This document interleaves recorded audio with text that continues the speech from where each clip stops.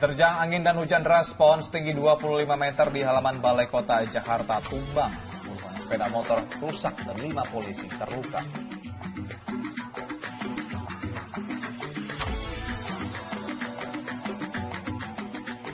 Kecelakaan tunggal satu unit pickup di Kabupaten Banyumas, Jawa Tengah menyebabkan 2 orang tewas.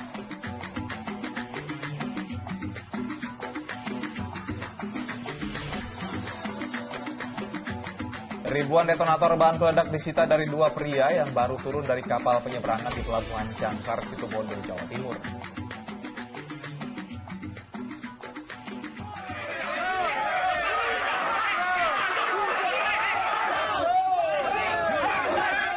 Seorang pemulung di Batang, Jawa Tengah jadi bulan-bulanan masa setelah kedapatan mengambil barang milik warga.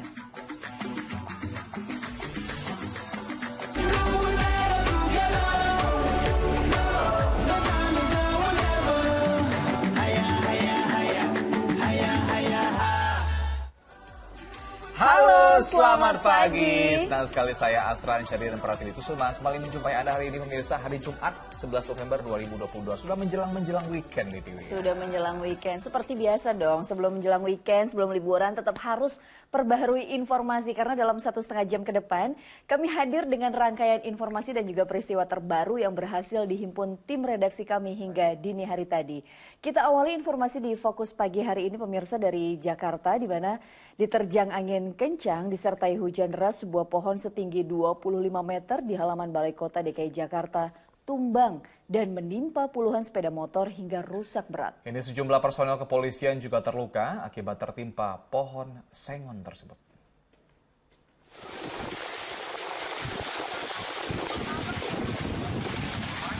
Belasan anggota polisi ini panik dan berhamburan menyelamatkan diri setelah pohon sengon yang berdiri di halaman Balai Kota DKI Jakarta Kamis sore tumbang usai diterjang angin kencang disertai hujan.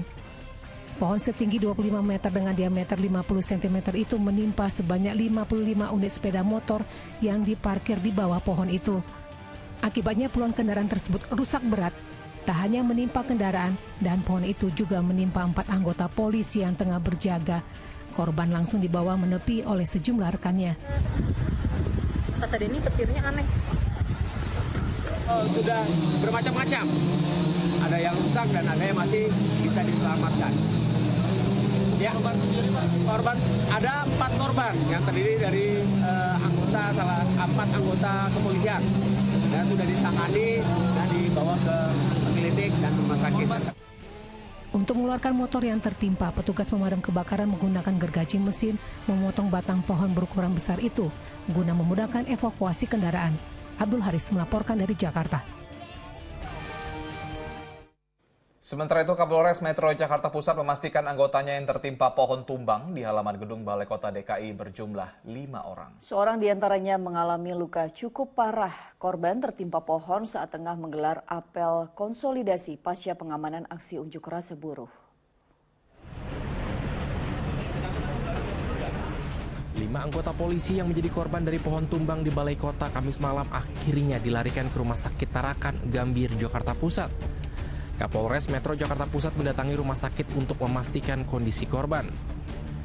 Dari 5 korban, 4 diantaranya hanya mengalami luka ringan, sedangkan 1 korban lagi mengalami luka yang cukup parah di bagian jari dan lengan kiri. Kelima korban masih menjalani perawatan intensif untuk diobservasi oleh tim dokter. Setelah selesai kegiatan, anggota persiapan untuk apel konsolidasi, kemudian datang angin yang cukup besar, sampai menyebabkan pohon yang ada di halaman Balai Kota tumbang, sehingga jatuh dan sempat menimpa beberapa personel kita yang sedang persiapan apel konsolidasi. Sementara di lokasi kejadian, evakuasi batang pohon baru selesai dikerjakan setelah memakan waktu lebih dari 3 jam. Pihak pemerintah Kota Jakarta Pusat berencana akan memberikan ganti rugi setelah selesai melakukan pendataan jumlah sepeda motor yang rusak. Terkait dengan percepatan penanganan pohon tumbang, koordinasi dengan sudin keamanan dan hutan. Karena alhamdulillah pohon tumbang sudah mulai terurai, kami lakukan pengangkatan ke luar lokasi. Sebelumnya, hujan deras disertai angin kencang yang melanda ibu kota pada Kamis sore, mengakibatkan sebuah pohon sengon yang tertanam di halaman gedung Balai Kota DKI Jakarta tumbang dan menimpa sejumlah petugas kepolisian serta puluhan sepeda motor. Diduga pohon dengan tinggi sekitar 25 meter dan berdiameter mencapai 50 cm itu tumbang karena usia yang telah tua. Don Vito Samarta melaporkan dari Jakarta. Di informasi selanjutnya, tebing setinggi 100 meter di Kabupaten Mamasa, Sulawesi Barat longsor dan menimpa sejumlah rumah. Akibatnya 3 orang terluka dan dilarikan ke puskesmas guna mendapatkan pertolongan medis. Tinggi sekitar 50 meter. Ya Allah, ya Allah, ya Allah. Sejumlah rumah warga di Desa Salomakak, Kecamatan Mambi, Kabupaten Mamasa, Sulawesi Barat rusak berat dan porak-poranda setelah dihantam tebing longsor. Bahkan beberapa rumah lagi diterjang sampingnya. Tiang-tiang patah, jebol apa semua. Tebing setinggi 100 meter di belakang permukiman warga mengalami longsor usai diguyur hujan deras seharian. Akibat kejadian ini, 3 warga mengalami luka-luka dan langsung dilarikan ke puskesmas terdekat untuk mendapatkan pertolongan medis. Penanganannya sudah ditangani oleh tim medis yang ada di bawah. Ada Pak Kapolsek Mambi di bawah, ada Babinsa Timbas, ada Babinsa di bawah. Dengan masyarakat yang di bawah saling bahu-membahu untuk melakukan evakuasi dari tempat kejadian. Jadi longsor yang ada ini ada kurang lebih 100 meter, lebar ada 15 meter dalam kejadian ini. Rumah yang rusak total ini. Sementara 3 rumah mengalami kerusakan, 2 rumah rusak berat dan 1 rumah rusak ringan. BPBD Kabupaten Mamasa mengimbau warga yang rumahnya berada di bawah tebing untuk mengungsi karena curah hujan masih cukup tinggi. Edi Junaidi melaporkan dari Kabupaten Mamasa, Sulawesi Barat. Diguyur hujan lebat seharian, asrama polisi di Kabupaten Mamasa, Sulawesi Barat terendam banjir. Sejumlah anggota polisi harus bekerja keras mengeluarkan air yang masuk rumah.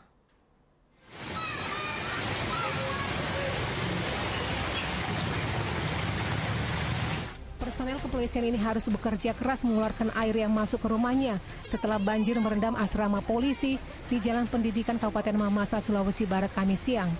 Sejumlah harta benda seperti sepeda motor terpaksa dievakuasi ke tempat yang lebih aman agar tidak terendam banjir. Hujan deras yang mengguyur seharian menyebabkan permukiman tersebut terendam banjir setinggi 40 cm. Akibatnya aktivitas warga jadi terganggu. Hujan deras saja 1 jam, pasti sudah langganan banjir. Karena kan pembuangannya kecil di situ, boynya kecil, terus sungai Tatwa besar alirannya, ini kurang daya pembuangannya. Tak hanya rumah, banjir juga merendam ruas jalan menuju asrama polisi itu. Banjir juga diperparah karena saluran air di permukiman tersebut tidak berfungsi maksimal. Edi Junaidi melaporkan dari Kabupaten Mamasa, Sulawesi Barat.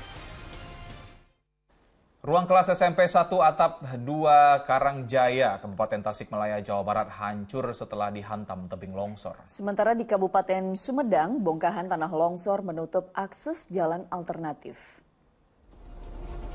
Bongkahan tanah ini menutup badan jalan setelah mengalami longsor dari ketinggian sekitar 7 meter.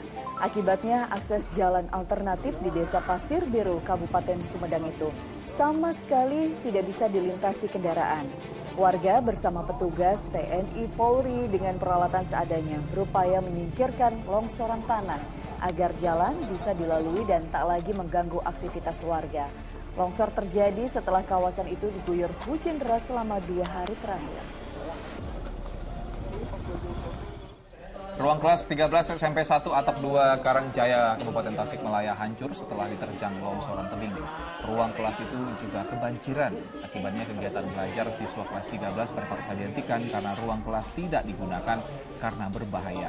Tebing yang berada di samping sekolah longsor setelah diguyur hujan deras.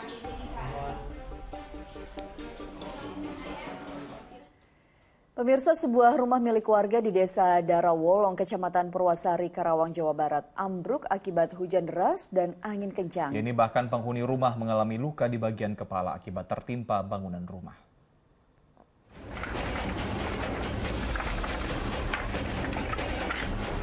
Aparat kepolisian, TNI, BPBD, dan warga saling bahu-membahu membersihkan puing-puing rumah warga di Dusun Rawawiru, Kabupaten Karawang, Jawa Barat yang ambruk. Bangunan rumah tersebut ambruk diduga akibat hujan deras dan angin kencang yang terjadi di daerah Karawang. Akibat musibah ini, seorang penghuni rumah mengalami luka di bagian kepala yang diduga akibat tertimpa reruntuhan rumah.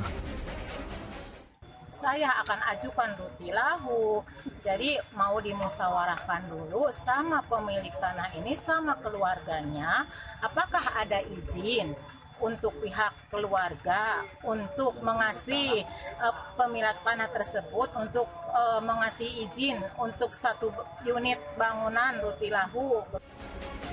Untuk membantu warganya, Kepala Desa akan mengajukan pembangunan program rumah tinggal layak huni. Petugas juga mengingatkan warga untuk berhati-hati terhadap cuaca ekstrim yang kerap terjadi akhir-akhir ini. Samsun Nursa melaporkan dari Karawang, Jawa Barat. Gunung Semeru di Lumajang, Jawa Timur kembali memuntahkan lava pijar. Hingga hari Kamis kemarin, sedikitnya 20 kali letusan dialami Gunung Semeru. Dari pantauan kamera CCTV BPBD Kabupaten Lumajang di Bukit Padat, Sumbersari, Pronojiwo, aktivitas vulkanik Gunung Semeru sepanjang hari Kamis masih aktif pasca guguran awan panas pada Rabu sore. Dalam 6 jam terakhir, sedikitnya 20 kali letusan dialami Gunung Semeru. BPBD Kabupaten Lumajang mengimbau masyarakat yang bermukim di kaki Gunung Semeru tetap waspada karena potensi awan panas guguran dan banjir lahar dingin bisa kembali terjadi. Hingga Kamis sore, status Gunung Semeru masih di level 3 siaga. 4 orang dalam satu keluarga ditemukan dalam keadaan tewas membusuk di sebuah rumah di kawasan Kalideres, Jakarta Barat, Kamis malam. Hasil penyelidikan sementara, polisi tak menemukan tanda-tanda bekas kekerasan dan tidak ada barang korban yang hilang.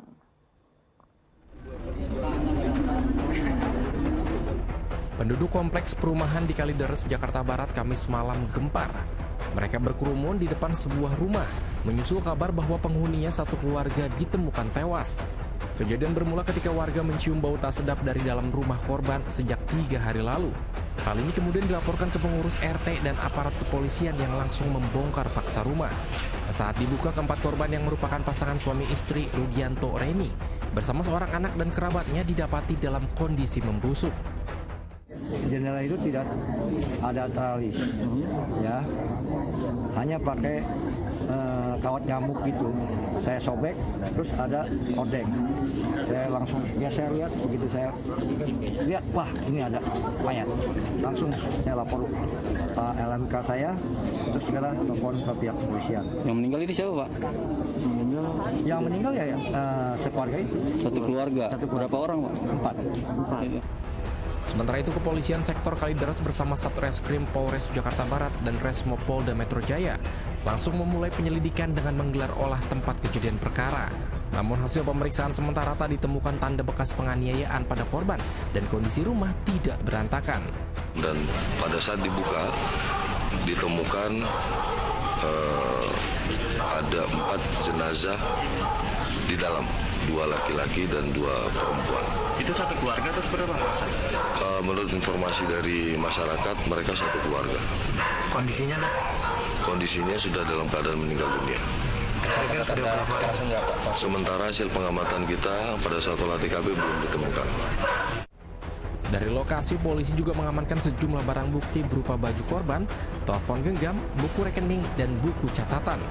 Guna kepentingan penyelidikan, seluruh jenazah diotopsi di Rumah Sakit Polri Kramat Jati, Jakarta. Jayadi melaporkan dari Jakarta. Kecelakaan tunggal satu unit pickup yang terjadi di jalur utama Jakarta Purwokerto di Kabupaten Banyumas, Jawa Tengah menyebabkan 2 orang tewas. Diduga sopir pickup mengantuk sehingga kendaraan oleng dan menabrak pohon yang berada di pinggir jalan.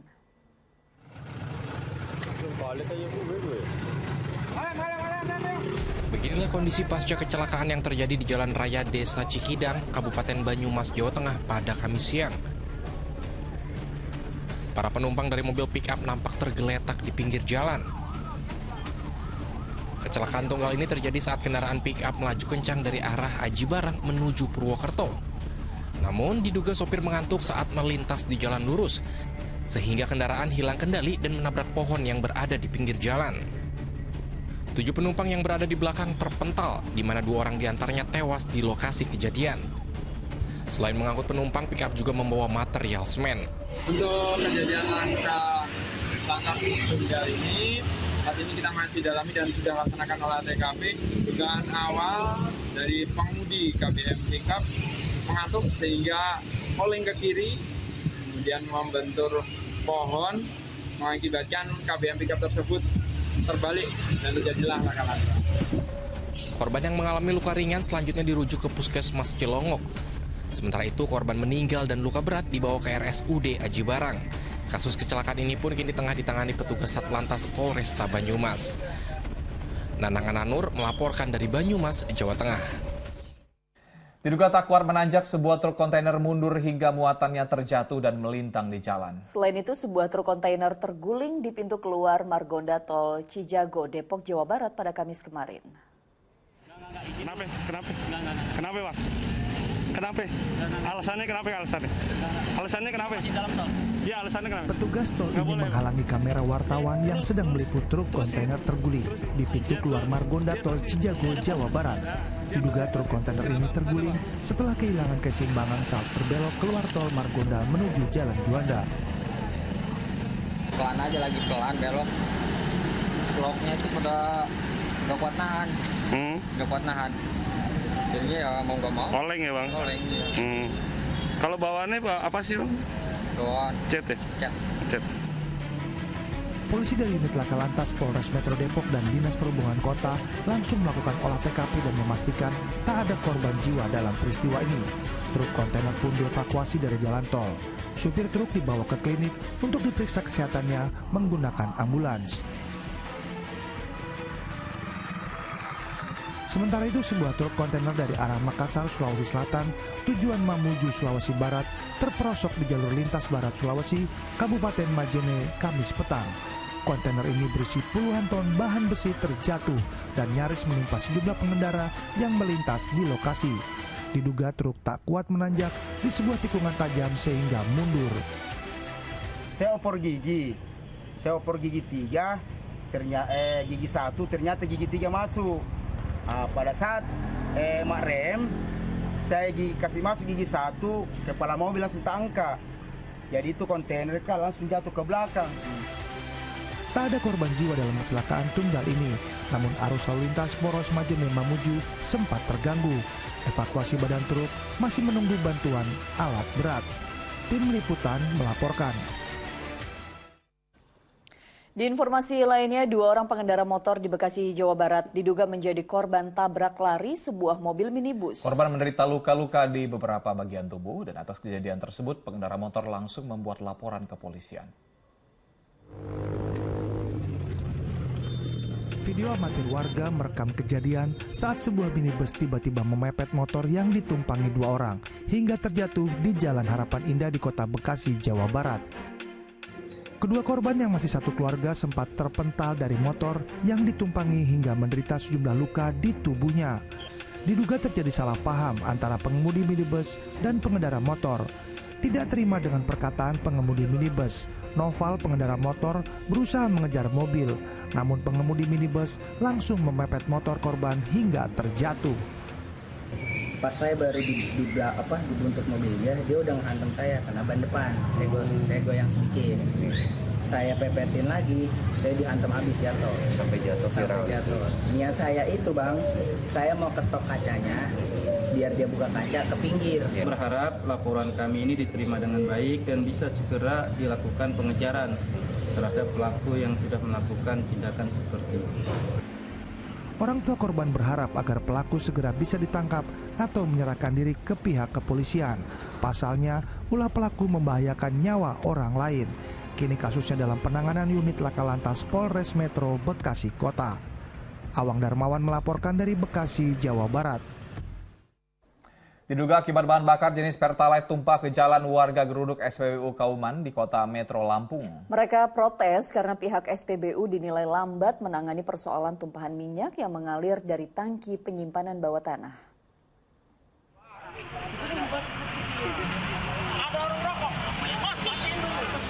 sejumlah warga mendatangi SPBU Kauman di Jalan AR Prawira Negara Metro Pusat, Kota Metro Lampung pada Kamis malam. Mereka memprotes adanya BBM tercecer mengalir ke jalan dan saluran drainase. Bahan bakar jenis Pertalite dari SPBU yang baru diisi dari tangki ini diprotes karena tumpah. Warga kesal karena pihak SPBU tidak peduli dengan kejadian tersebut, tetapi masih melayani pembeli yang datang. Mobil itu pas nuangin ke tangki pendam ya, nggak pas. Jadi tumpahlah dia, ngalir ke bawah. Itu bensin, api, nggak main-main, bukannya air. Sumber dikit kebakaran, saya udah pernah nyaksiin kebakaran pertama 5 tahun yang lalu, tinggi 3 meter, ini tumpah semua, trotoar hancur. Kebakaran kedua, sebelum saya di sini, makanya saya sampai gemeter ya mas. Kalau udah bensin kita gemeter saya, takut ada apa-apa. Saat kejadian, warga berusaha menyiram Pertalite yang mengalir ke jalan dengan pasir. Warga juga melaporkan peristiwa tumpahnya BBM ke pihak pemadam kebakaran yang datang ke lokasi. Koordinasi dengan pimpinan dan langsung melakukan tindakan pembersihan dengan penyiraman di seputar lokasi SPBU ini. Oke, jadi untuk malam ini kita menerjunkan 4 personil dengan 1 unit kendaraan. Untuk membersihkan lebih kurang kita melaksanakan pembersihan ini sekitar 30-40 menit. Warga khawatir jika insiden tumpahnya BBM tidak segera ditangani karena sebelumnya pernah terjadi peristiwa kebakaran di lokasi yang sama. Atas kejadian BBM tumpah di SPBU Kauman ini diduga menyebabkan sedikitnya 400 liter lebih BBM jenis Pertalite terbuang percuma ke jalanan. Asep Saifullah melaporkan dari Kota Metro Lampung. Revitalisasi trotoar yang menutup akses masuk ke sebuah sekolah dasar negeri di kawasan Pondok Cina 1 Depok menuai protes dari wali murid. Ya, mereka mempertanyakan nasib para siswa karena sekolah akan direlokasi dan dijadikan masjid agung. Ya, apapun itu yang ngerjain pasti tahu dong ini jalanan ke sekolah ada gerbangnya. Yang kecil aja itu gang dibikinin, kenapa sekolah nggak dibikinin, kan heran. Luar biasa ya. Protes disampaikan sejumlah wali murid yang melintasi akses jalan masuk ke Sekolah Dasar Negeri Pondok Cina 1 Depok, Jawa Barat tertutup revitalisasi trotoar. Akibatnya para murid kesulitan untuk bisa masuk ke sekolah mereka. Video akses masuk yang tertutup viral di media sosial. Meski kini akses kendaraan dan akses untuk pejalan kaki sudah dibuat kembali, namun permasalahan belum usai. Pasalnya, pemerintah Kota Depok berencana akan membangun masjid agung di lokasi ini. Hingga kini para wali murid merasa belum mendapatkan kejelasan terkait nasib anaknya untuk bersekolah. Mereka berkumpul di lapangan sekolah Kamis pagi untuk audiensi bersama Wakil Ketua Komisi D DPRD Kota Depok, Babay Suhaimi. Dan orang tua murid yang kan kebingungan, kenapa? Karena proses pemindahan ini yang kan sangat mengagetkan. Karena selama proses rencana pembangunan masjid di sini tidak pernah ada yang diinformasikan secara utuh. Dan yang kedua, mereka tidak pernah ada kesepakatan bagaimana proses pemindahan ini.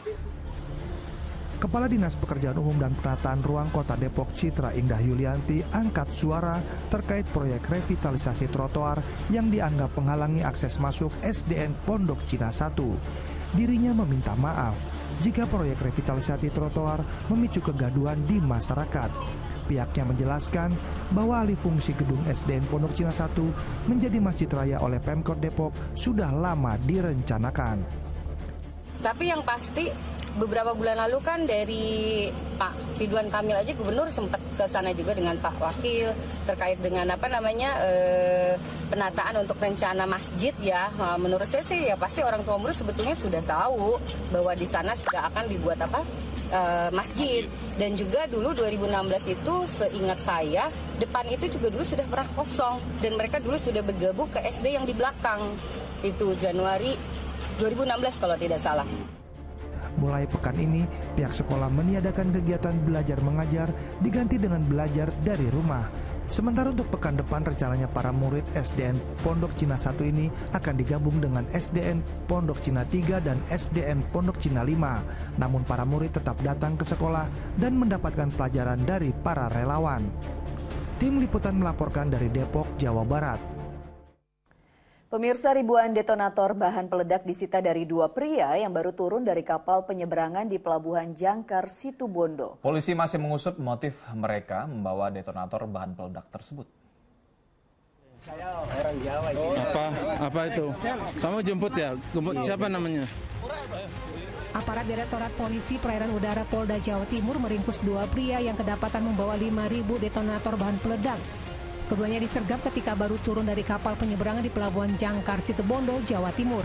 Untuk mengelabui petugas, mereka membungkus ribuan detonator bahan peledak itu dalam kardus mie instan dari Pulau Raas, Sumeneb. Polisi masih mengusut motif kedua pria itu membawa detonator bahan peledak yang diduga akan digunakan sebagai bom ikan. Dugaan kita bom ikan ya, karena mereka berasal dari Raas, Sumeneb. Pada saat mendekati perairan di wilayah Situbondo, berhasil diamankan.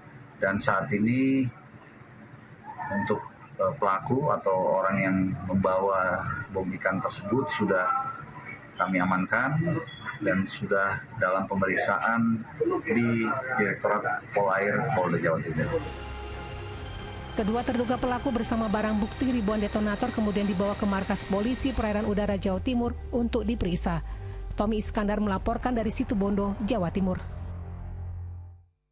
Tidak terima tim futsalnya kalah, siswa sebuah sekolah menengah kejuruan di Trenggalek, Jawa Timur saling lempar dengan siswa lain menggunakan buah.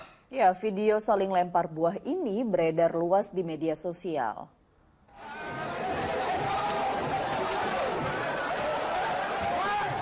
Dalam rekaman video amatir, siswa sebuah sekolah menengah kejuruan di Trenggalek, Jawa Timur terlibat saling serang melempar buah ke arah siswa lainnya. Video ini beredar luas di media sosial. Diduga aksi saling lempar buah tersebut terjadi saat turnamen futsal antar kelas. Pendukung tim futsal teknik kendaraan tidak terima kalah dari tim futsal teknik permesinan. Kejadian saling lempar itu berlangsung hingga 2 menit. Panitia perlombaan membubarkan pertandingan dan meminta para siswa kembali ke kelas. Selanjutnya siswa kedua jurusan dikumpulkan untuk saling memaafkan. Ternyata pendukung dari TPM, anak-anak TPM yang didukung oleh jurusan TOI itu tidak terima timnya kalah.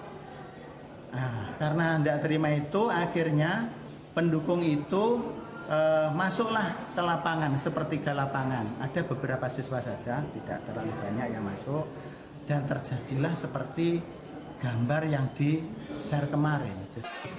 Tidak ada siswa yang terluka ataupun fasilitas sekolah yang rusak dalam peristiwa tersebut. Danusu Kendro melaporkan dari Trenggalek, Jawa Timur. Petugas dari Polres Bogor, Jawa Barat mengamankan 2 pelaku penjual satwa langka owa Jawa di Kabupaten Bogor, Jawa Barat. Sementara itu petugas di Polda Jatim menggagalkan penyelundupan ratusan satwa dilindungi dari hutan Papua yang hendak diselundupkan ke Surabaya melalui kapal laut.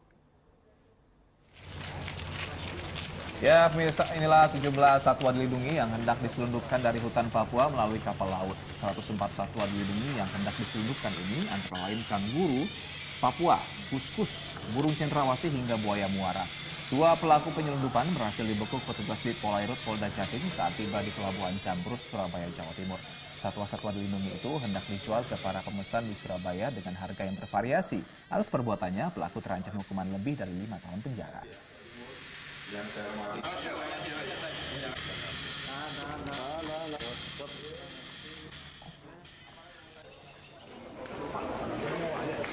Jajaran Reserse Kriminal Polres Bogor, Jawa Barat berhasil mengamankan 2 pelaku penjual satwa langka owa Jawa di kawasan Taman Budaya Kecamatan Babakan, Madang, Kabupaten Bogor, Jawa Barat. Nah, saat ini owa Jawa telah diamankan di Balai Konservasi Aspinal di wilayah Bandung. Tertangkapnya 2 pelaku berawal dari informasi aktivis pemerhati satwa bahwa akan ada transaksi jual beli satwa yaitu owa Jawa. Nah, rencananya owa Jawa tersebut akan dijual seharga 5 juta rupiah. Kedua tersangka kini terancam hukuman 5 tahun penjara dan denda 100 juta rupiah.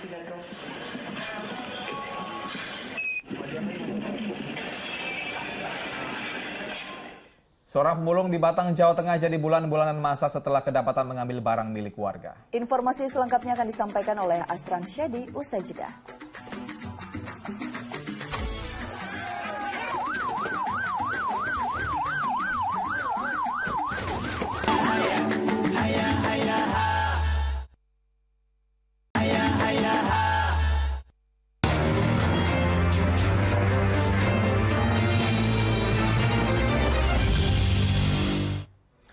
Bisa seorang pemulung yang kedapatan mengambil barang milik warga di Batang, Jawa Tengah jadi bulan-bulanan masa. Polisi yang mengevakuasi terduga pelaku sempat kesulitan lantaran warga terus menyerbu hingga ke kendaraan petugas.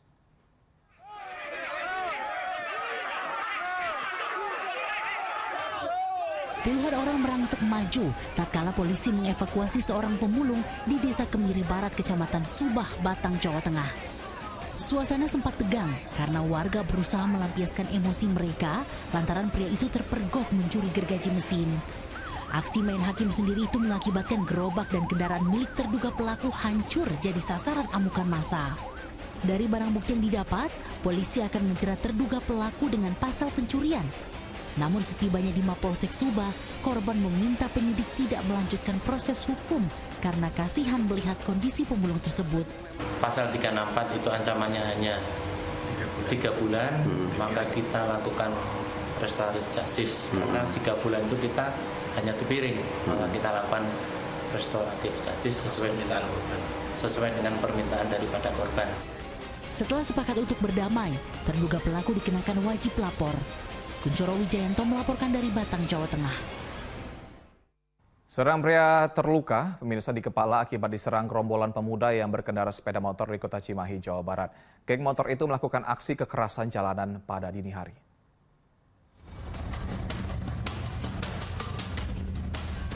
Sejumlah warga berlarian dan berusaha membela diri dengan mengambil batu tatkala sekelompok pemuda berkendara sepeda motor menyerang orang-orang di Jalan Kebon Kopi, Kota Cimahi, Jawa Barat. Setelah muncul banyak warga di dekat tempat kejadian untuk menghalau geng motor itu melarikan diri, namun seorang pria mengalami luka-luka akibat diserang gerombolan itu menggunakan botol minuman. Kalau mengalami luka, ya memang ada luka. Luka di bagian apa, Pak?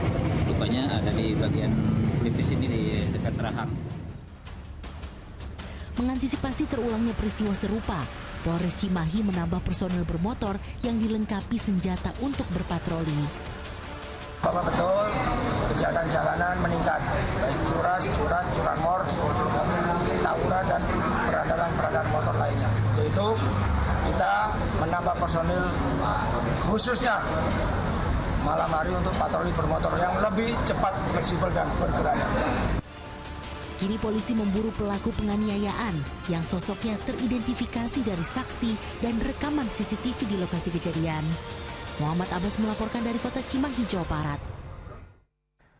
Sebuah bank swasta yang berada di Pondok Kelapa, Durensawit, Jakarta Timur dibobol komplotan pencuri. Hanya saja saat berada di dalam bank, para pelaku gagal mencuri uang dan hanya kabur dengan membawa server CCTV untuk menghilangkan jejak.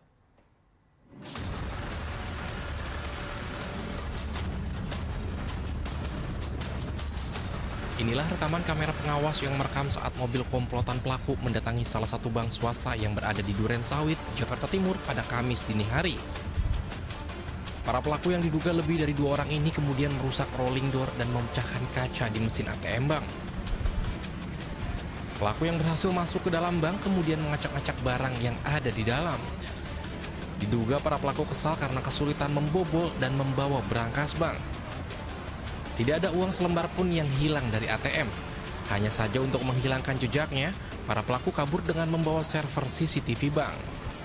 Jadi kita lihat bersama ya, orang ini baru hadir ke sini papornya korbannya ya. Jadi kronologisnya nanti mungkin setelah kita ketahui tadi ya rolling door-nya dibongkar. Tapi yang diambil hanya server daripada CCTV-nya aja. Hingga saat ini kepolisian sektor Durensawit, Jakarta Timur masih mendalami kasus pembobolan bank tersebut. Muhammad Subadri Arifki melaporkan dari Jakarta. Belasan anggota komplotan pertas dan pembobol rekening bank diringkus polisi di tempat persembunyiannya di Tulang Bawang, Lampung. Komplotan itu mencuri data pribadi nasabah bank dari aplikasi buatan mereka.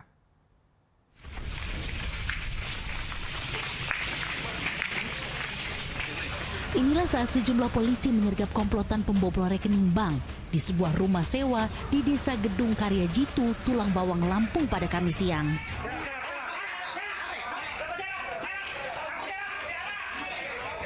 Dua 12 orang anggota komplotan penjahat itu tak menduga tempat persembunyian mereka diketahui polisi sehingga mereka tidak dapat melarikan diri saat disergap. Dari tangan para tersangka disita 10 ponsel serta buku rekening bank dan uang tunai sebanyak 60 juta rupiah. Aksi komplotan itu meresahkan warga lantaran mereka menguras uang korban dengan berpura-pura sebagai petugas bank. Tersangka mengirimkan pesan secara acak melalui aplikasi buatan komplotan itu yang meminta konfirmasi nama pengguna dan kata kunci. Dalam aksinya, puluhan rekening salah satu bank berhasil dibobol mereka. Nah, kode notifikasi akan masuk ke email para tersangka. Nah, disitulah melalui username dan password, kemudian berhasil membuka rekening para nasabah. Selanjutnya uang yang ada di rekening nasabah itu ditransfer ke rekening yang sudah disiapkan oleh mereka, dan selanjutnya bisa ditarik seakan-akan uang itu adalah uang hak milik mereka. Para tersangka dijerat dengan Undang-Undang Transaksi dan Informasi Elektronik yang ancaman sanksinya 10 tahun penjara. Aris Susanto melaporkan dari Tulang Bawang, Lampung. Seorang ayah tiri dan paman kandung di Pacitan, Jawa Timur tega mencabuli 2 anak perempuan yang masih di bawah umur. Tak puas dengan 2 keponakannya, sang paman juga melakukan aksi serupa terhadap anak kakaknya hingga korban hamil. Kedua pria ini hanya bisa tertunduk saat digiring aparat Polres Pacitan, Jawa Timur. Pria warga desa Sedeng yang tak lain ayah tiri dan juga paman kandung melakukan tindak asusila terhadap korbannya yang masih di bawah umur. Keduanya ditangkap di rumahnya masing-masing setelah guru korban melapor ke polisi. Aksi bejat ayah tiri dilakukan terhadap 2 anak tirinya di saat istrinya tak ada di rumah. Paman korban yang mengetahui keponakannya diperkosa bukannya marah terhadap kakak iparnya, justru ia melakukan hal serupa. Tak puas hanya dengan 2 korban, sang paman juga berbuat asusila ke anak kakaknya hingga hamil. Kedua tersangka dijerat pasal tentang perlindungan anak yang ancaman hukumannya 15 tahun penjara. Hubungan dan pencabulan sejak November 2021 sampai dengan sekarang. Itu untuk ayah tirinya korban. Untuk korbannya ada 2, anak di bawah umur. Untuk pamannya korban sejak 2017, korban paman. Polisi berhasil menciduk pelaku asusila yang nekat memegang bagian tubuh seorang wanita saat melintas di jalan sepi. Dalam pemeriksaan, pelaku mengaku terinspirasi melakukan perbuatan tidak terpuji setelah melihat tayangan sebuah aplikasi. Berbekal rekaman video amatir ini, saat pelaku tertawa ketika diancam akan dilaporkan oleh korban, polisi berhasil membekuk SF. Salah seorang karyawan minimarket ini ditangkap di tempat persembunyiannya di Kecamatan Biringkandaya, Makassar berkat laporan korban.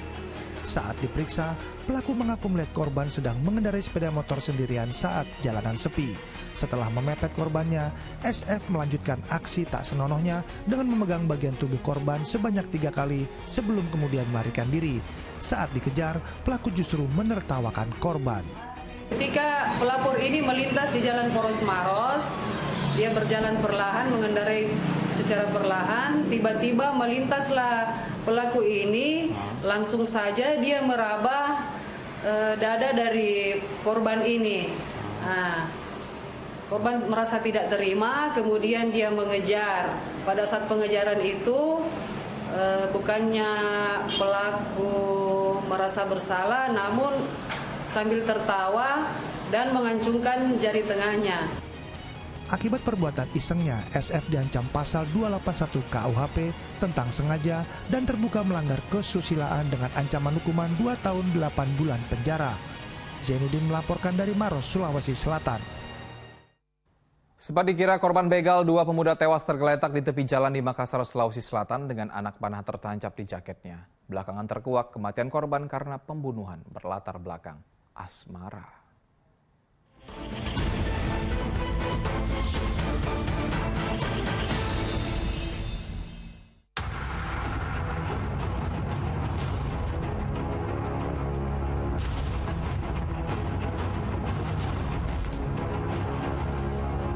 Jalan Trans Sulawesi Metro Tanjung Bunga, Kelurahan Tanjung Bayam, Tamalate, Kota Makassar, Sulawesi Selatan, 2 pemuda ini tergeletak. Oleh pengguna jalan, keduanya didapati dalam kondisi sudah tewas. Polisi menemukan senjata tajam jenis badik dan anak panah yang tertancap di jaket korban. Sajam tadi ditemukan ada badik di antara dua korban. Kemudian ada juga mata busur. Mata busur ini melengket di jaket korban. Kemungkinan mata busur ini dibawa oleh kedua teman dari korban yang ada busur ditemukan di jaketnya. Warga Jalan Pampang, Kecamatan Panakukang dan rekannya itu kemudian diautopsi ke Rumah Sakit Bayangkara, Makassar. Penyelidikan polisi kemudian berbuntut pada penangkapan dua pria yang diduga terlibat dalam kematian para korban. Kecurigaan itu salah satunya berdasar rekam jejak media sosial salah satu korban. Terkuak pula kematian dua pemuda tersebut berlatar belakang asmara. Salah satu korban bernama Kamarudin cemburu melihat pemuda bernama Anasrullah ada di rumah mantan kekasihnya. Ia tak terima sang mantan pacar menjalin hubungan asmara dengan orang lain. Jadi motifnya ini adalah kecemburuan. Jadi korban adalah mantan dari pacar dari pelaku. Jadi awalnya korban ini sempat mendatangi pelaku dan sempat juga membidik busur kepada pelaku yang mana mengenai paha bagian kiri pelaku. Di jalan, Kamarudin dan seorang temannya lantas menyerang dengan melepaskan anak panah ke arah Nasrullah yang berboncengan motor dengan rekannya M. Awal. Tak terima, Nasrullah dan M. Awal membalas serangan hingga terjadi kejar-kejaran motor di jalan. Keduanya lalu menendang motor hingga akhirnya Kamarudin serta temannya jatuh menghantam tembok dan tewas. Tak hanya memeriksa para tersangka, polisi juga memeriksa mantan kekasih korban Kamarudin yang berusia 19 tahun sebagai saksi. Sebelum korban bertemu dengan pelaku, korban sebagai mantan pacarnya perempuan ini sempat menghubungi dan perempuan ini sempat menghubungi pelaku untuk melarikan diri atau coba bersembunyi karena sepertinya dia akan mencoba untuk membunuh kamu. Para pelaku yang masing-masing berusia 23 tahun dan 19 tahun itu telah ditetapkan jadi tersangka. Ya, walau mereka lebih dulu diserang, namun serangan balik mereka telah merenggut nyawa. 15 tahun penjara jadi ancaman hukuman yang harus mereka hadapi. Tim Liputan melaporkan. Warga di Kecamatan Balaraja, Kabupaten Tangerang, Banten rela berdesak-desakan demi bisa mendapatkan bantuan langsung tunai kenaikan BBM. Informasi selengkapnya bersama Pratiwi Kusuma sesaat lagi.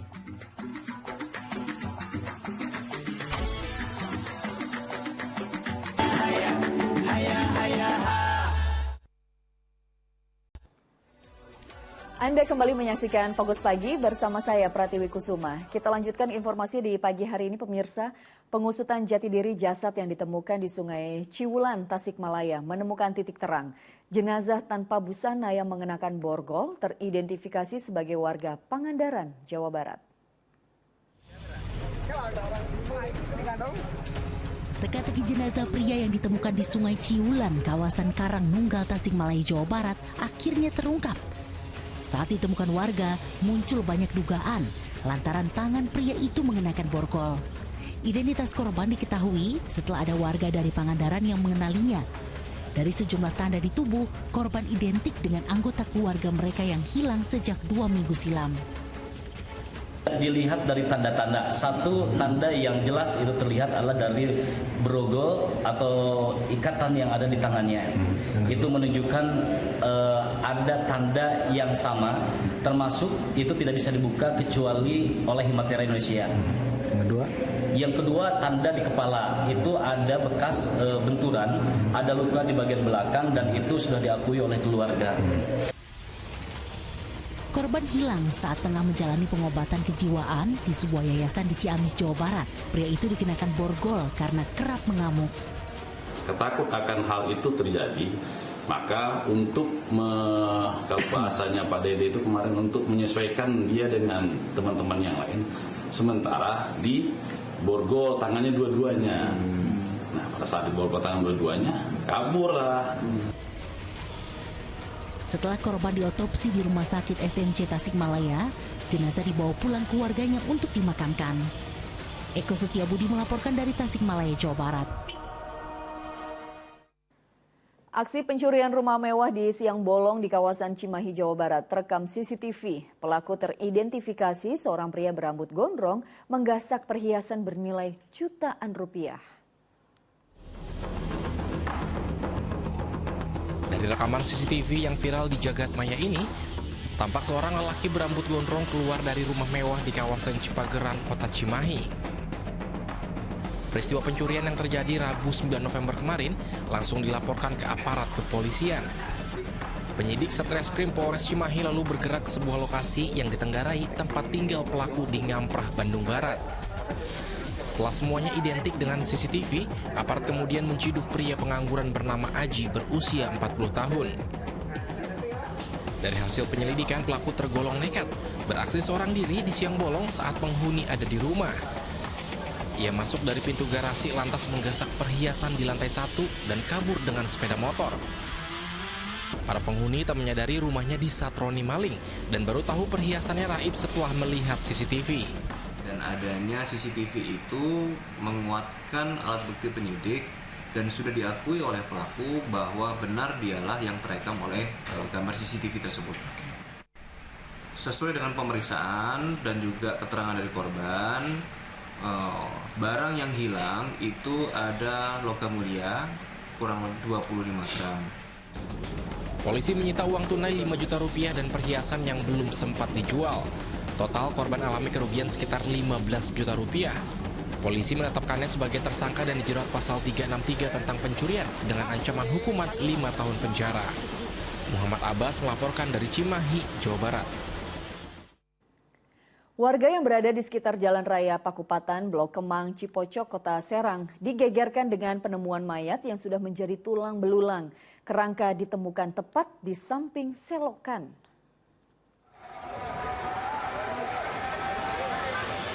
Tim Inafis Polda Banten serta pihak Polsek Cipocok Jaya langsung memasang garis polisi usai ditemukan mayat di semak-semak di Jalan Raya Pakuputan Blok Kemang Cipocok Jaya, Kota Serang. Satu persatu, bagian tubuh korban dikumpulkan karena saat ditemukan sudah tinggal tulang belulang. Saat pertama kali ditemukan oleh petugas kebersihan, tidak ditemukan sisa kain atau identitas di sekitar lokasi korban. Setelah itu saya positifin orang ya panggil tukang ojek situ. Terus dia kesini kan, setelah itu dia meriksa positif katanya ini orang katanya. Setelah itu dia nelfon polisi Pak, tukang ojek nggak mungkin kenalan dia mungkin kan. Yang itu ya udah rame sini. Yang pertama dilihat apa Pak? Yang ditemunya? Tulang. Sebab daripada temu mayat ini kita masih dalam keadaan penyelidikan ya. Nanti mungkin akan diperdalam lagi untuk jenis laki-laki atau perempuannya kami juga belum mengetahui. Itu ada bagiannya khusus forensik. Yang jelas intinya pada hari ini kami dari wilayah hukum Polsek Cipocok menemukan mayat di pinggir jalan, khususnya di bantaran kali. Seluruh bagian tubuh korban telah dievakuasi tim forensik untuk dilakukan otopsi guna mengungkap identitas dan jenis kelamin korban. Sampai saat ini belum diketahui penyebab kematian korban dan masih dilakukan pendalaman dan penyelidikan. Ariel Maranos melaporkan dari Kota Serang, Banten. Ratusan ribu kilogram narkotika jenis ganja dan sabu-sabu hasil pengungkapan jaringan sindikat internasional dimusnahkan Polres Jakarta Barat. Selain barang bukti narkoba, polisi juga mengamankan 16 pelakunya yang berperan sebagai bandar, pengedar, hingga pemakainya. Polres Jakarta Barat memusnahkan ratusan ribu kilogram narkoba jenis ganja dan sabu di RSPAD Jakarta Pusat pada Kamis siang.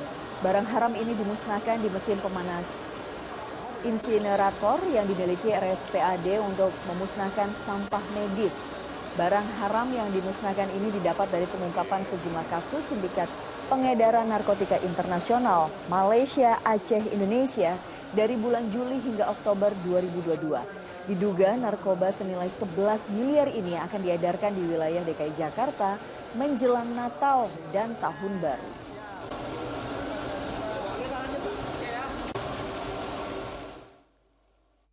Pemirsa, Komisi Pemberantasan Korupsi kembali menggeledah rumah dan apartemen Gubernur Papua Lukas NMB di Jakarta. Dalam penggeledahan di dua lokasi tersebut, KPK menyita sejumlah uang tunai dan emas batangan. Diduga terkait kasus dugaan suap dan gratifikasi. Penggeledahan tersebut merupakan penggeledahan kedua penyidik KPK di Jakarta. Berikut keterangan Kepala Pemberitaan KPK, Ali Fikri. Korupsi dengan tersangka LE selaku Gubernur Papua. Tim penyidik KPK kemarin telah selesai melakukan upaya paksa penggeledahan di dua lokasi berbeda di Jakarta yaitu tempat kediaman dari tersangka LE dan juga apartemen. Dari dua lokasi ini ditemukan berbagai dokumen terkait dengan perkara, kemudian juga dokumen transaksi keuangan dan uang tunai dalam bentuk rupiah, serta barang berupa emas batangan.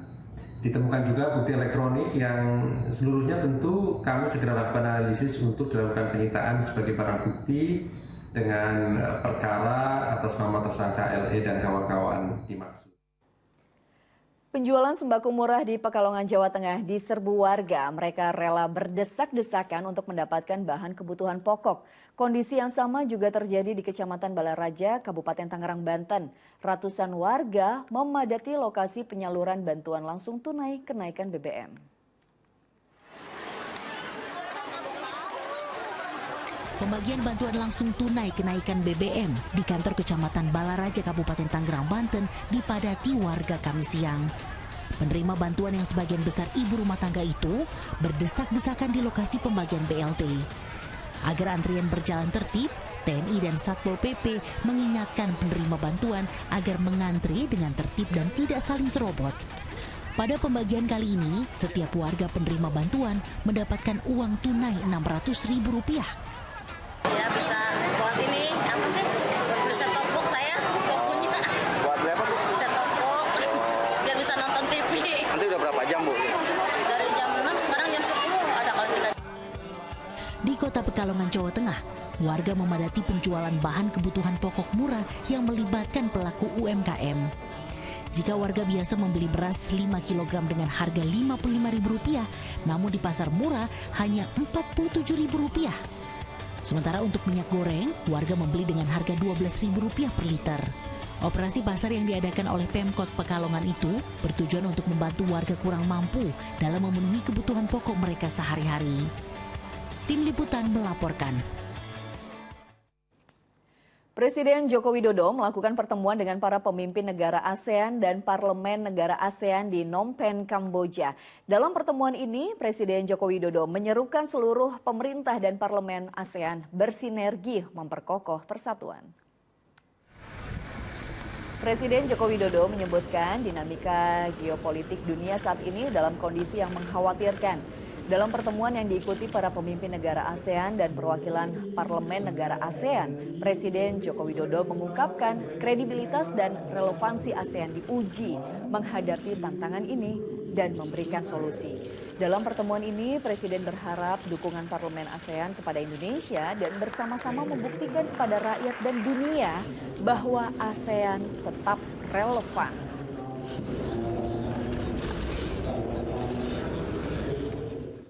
Pemirsa, Menteri BUMN Erick Thohir meluncurkan buku biografi tentang perjalanan hidupnya. Dengan peluncuran tersebut, Erick Thohir berharap buku biografinya dapat menginspirasi generasi muda sekaligus menambah wawasan sejarah bangsa.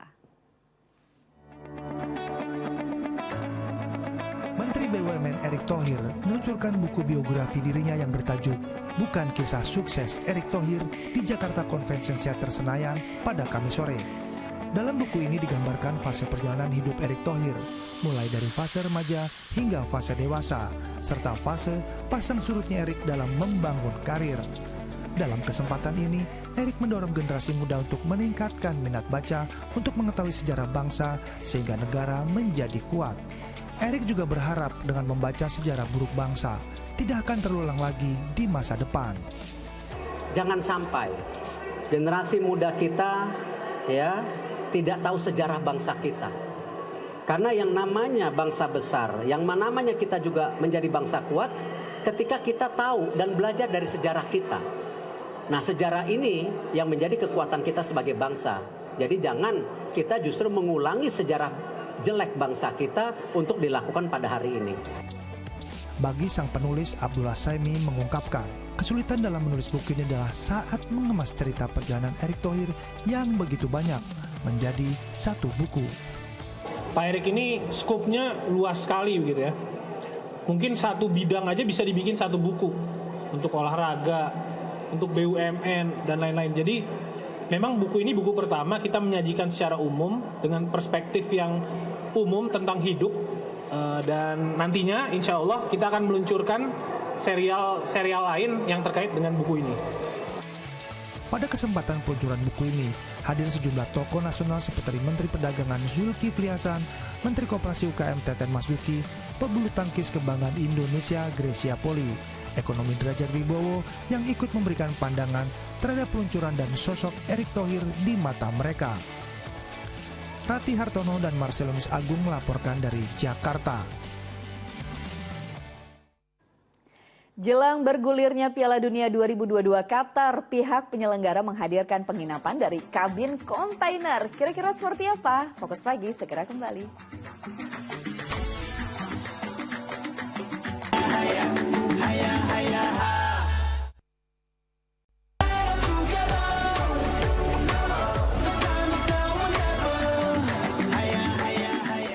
Dipersembahkan oleh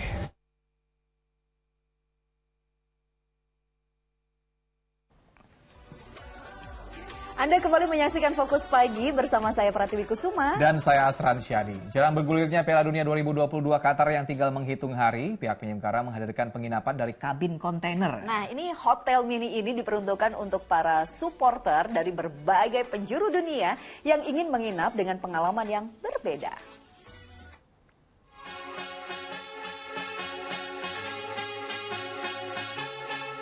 Berbagai persiapan dari beragam aspek terus dilakukan tuan rumah Qatar untuk menyambut pesta sepak bola terakbar sejagat Piala Dunia.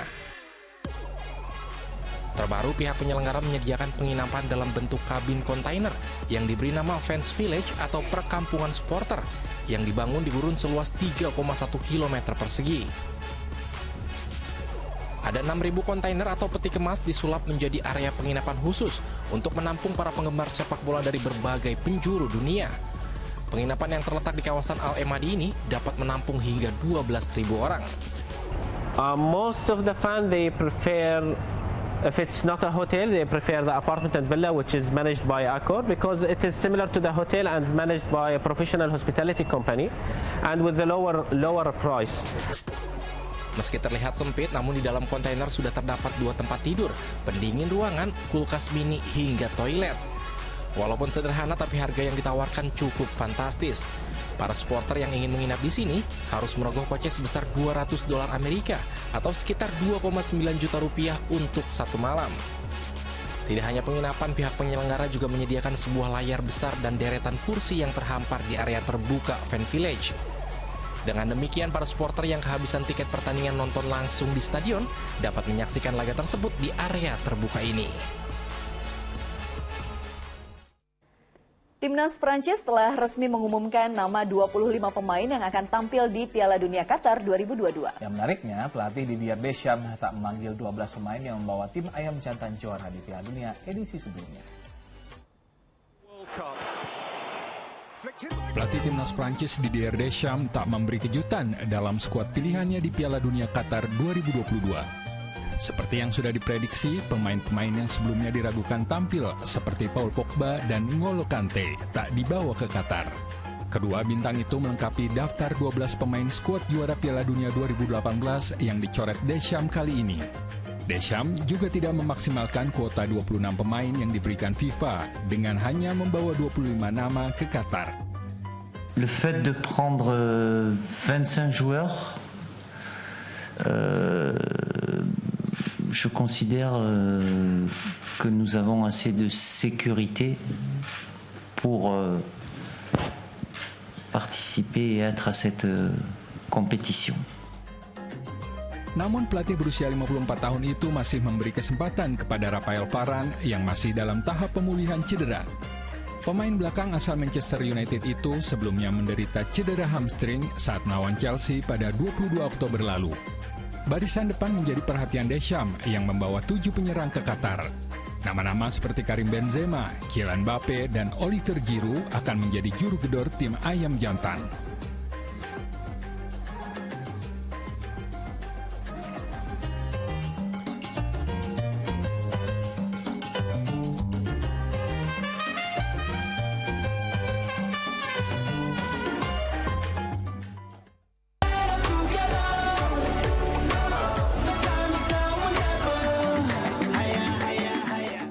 dipersembahkan oleh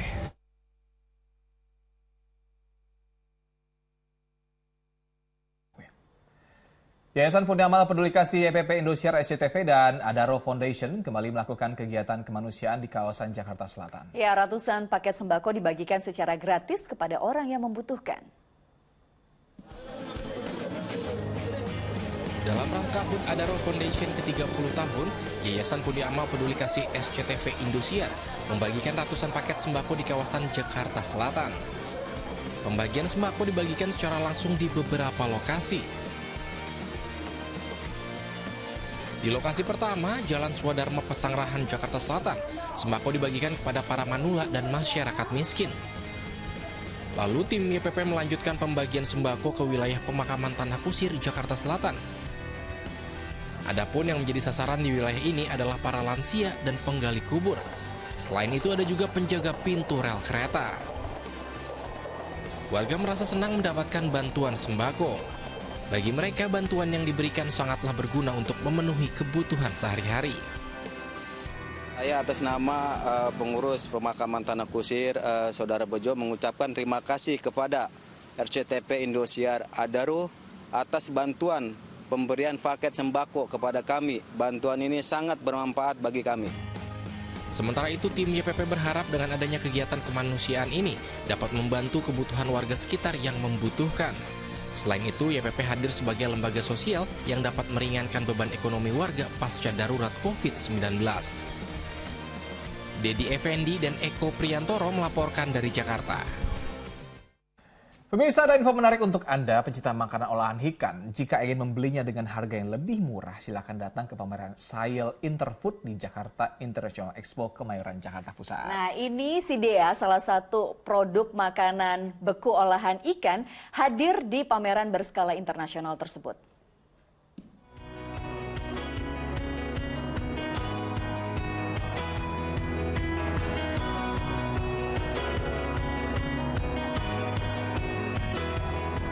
Wah, kelihatan lezat ya. Ini adalah makanan olahan ikan yang sudah dimasak. Makanan ini diolah dari berbagai macam ikan, seperti ikan surimi hingga salmon. Ada berbagai macam varian rasa loh, mulai dari fish dumpling berisi keju, fish roll, hingga varian terbaru dumpling berisi matcha dan saus kari. Rasa ikannya yang begitu terasa membuat pengunjung senang dapat mencicipi makanan ini secara gratis di Sail Interfood yang digelar di G-Expo Kemayoran, Jakarta Pusat. Antusiasme warga untuk membeli produk olahan ikan yang diproduksi CDA pada pameran tersebut terlihat cukup tinggi. Untuk CDA sebetulnya produk yang sangat baik dari segi kualitas dan juga dari segi rasa. Kebetulan yang saya rasakan adalah fishbowl ya, tekstur dan rasanya semua sudah pas sih. Apalagi ditambah diberikan dimasak oleh chefnya, jadi semakin lebih sempurna. Bakso keju sama fish roll.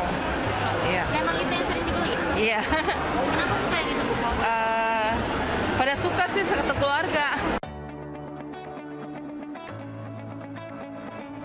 Pada hari pertama digelar di pameran tersebut, sudah ada sekitar 1.200 pengunjung yang membeli produk CDA karena sudah memenuhi standar keamanan makanan internasional. Keunggulan dari produk kita memproduksi produk ini sudah mengikuti standar ISO dan juga bahan baku yang kita gunakan selalu menggunakan bahan baku yang yang grade-nya grade A. Kenapa seperti itu? Kami ingin menjaga quality karena kualitas itulah yang menjadi keunggulan kita. Selain juga inovasi-inovasi dari varian produk tersebut gitu. Harga produk CDA berkisar mulai dari Rp8.000 hingga lebih dari Rp50.000. Namun dalam pameran ini, pembeli dapat membeli produk CDA dengan harga lebih murah sekitar Rp4.000 hingga Rp5.000. Pameran berskala internasional tersebut akan hadir hingga Sabtu 12 November mendatang. Auriga Agustina dan Oki Ardan melaporkan dari Jakarta. Laporan tadi menutup kebersamaan kita di Fokus Pagi hari ini. Tetap kencangkan protokol kesehatan dan saksikan info terkini cegah corona hanya di video dan unduh aplikasinya sekarang. Ayo dukung operasi katarak, hernia, donor darah, dan hitan gratis bagi warga tidak mampu di sejumlah tempat di Indonesia. Sampaikan kepedulian Anda melalui rekening BCA di bawah ini pemirsa atas nama Yayasan Budi Amal Peduli Kasih karena kepedulian kita harapan mereka. Dan pemirsa, ayo segera beralih ke siaran TV digital untuk tetap bisa menyaksikan program Fokus Pagi dan program kesayangan Anda di Indosiar. Pastikan TV Anda bisa menerima siaran digital atau gunakan set-top box. TV analog mati, TV digital mulai. TV digital bukan TV berbayar, tidak menggunakan internet, dan siaran gratis. Usai Fokus Pagi, jangan lewatkan untuk menyaksikan program Mega Series Panggilan. Saya Pratiwi Kusuma. Dan saya Adhan pamit. Selamat pagi, selamat beraktivitas, dan sampai jumpa.